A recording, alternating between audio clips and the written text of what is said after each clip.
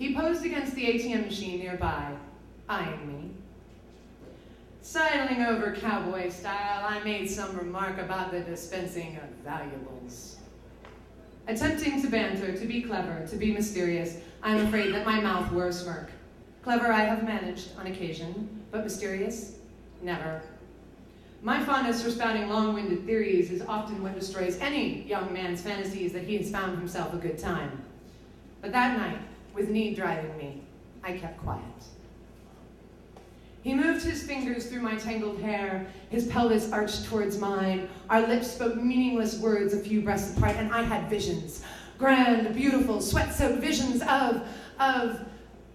visions of what? Dragging him into the bathroom, trading caresses in an alley, following him home to some strange apartment. All my sexy little fantasies suddenly disintegrated into a very cold and prude realization that I didn't know this person at all. I didn't know what I was doing. In fact, if he had kissed me at that moment, I might have dissolved into manic giggles.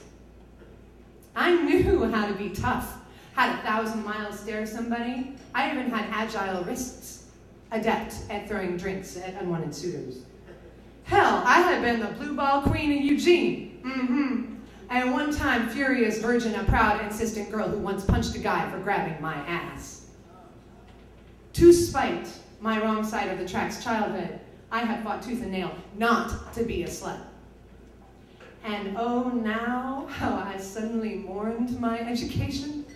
What I wouldn't have given then for a crash course.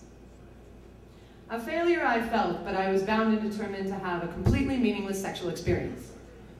Mind you, I've had those before, but only after hours and hours making them listen to me, and an illusion that it wasn't entirely meaningless. I mean, they might have fallen in love with me, but I didn't have time for that. Already my friends were insisting that we go, and so I had to make some kind of deal, and quick. I pranced up to the dark horse and told him the name of the club we were going to next. I then whispered, my lips just inches away from his neck, I'm feeling frisky. Deservedly, hot-faced and terrified to see his reaction, I turned and ran out of the club.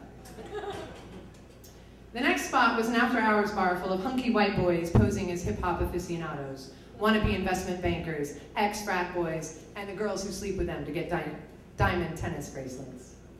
Oh God in heaven, what misery was this?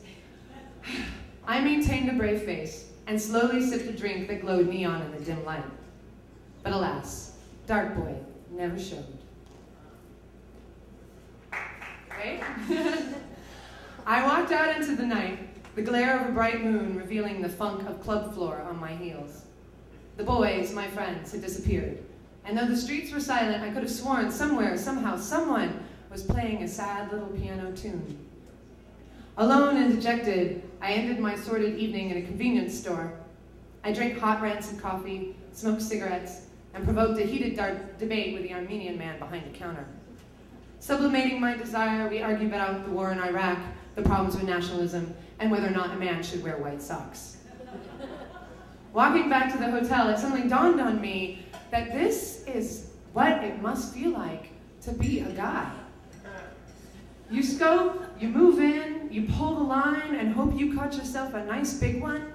You hope and hope, but most often you go home alone, frustrated, and drunk. Damn, I thought blondes were supposed to have more fun.